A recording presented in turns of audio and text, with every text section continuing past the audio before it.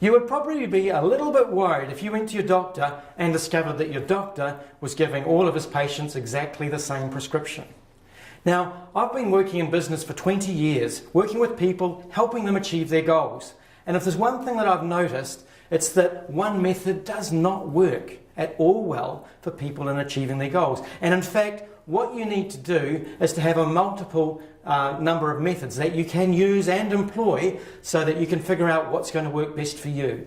And today, what I'm going to do is to provide you with the secrets to help you understand what your goal personality is.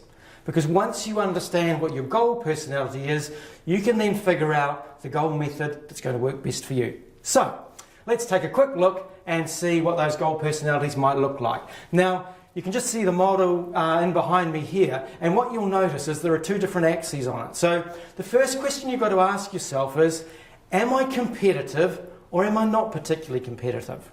And if you are very competitive, then you'll know that through the behaviours that you've had in the past. So, first question, am I competitive or am I not particularly competitive?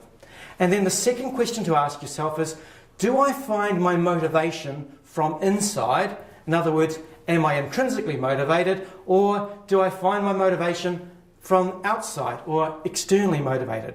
So the first personality that we're going to look at today is the personality that has low competitiveness and also has external motivation. And this person we're going to call the supporter. And if you have a look at the picture here, you can see there we have the rugby fans and soccer fans, or whatever sort of fans they are. It really doesn't matter. But these are people who get a huge amount of satisfaction from the team winning, but they're not actually participating necessarily themselves.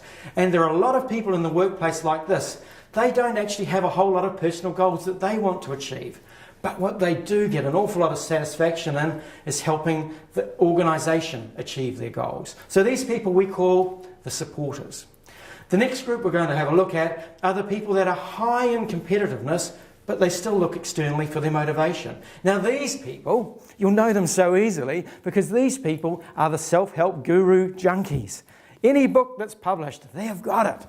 Any seminar that's on, they're going to it. They love finding out how they can make themselves better and how they can achieve their goals, but they do it by learning from other people through the self-help method.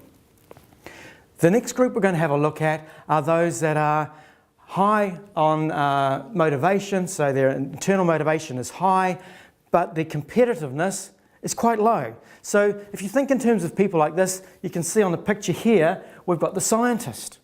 Now this person is going to toil away for a long, long time trying to achieve their goals.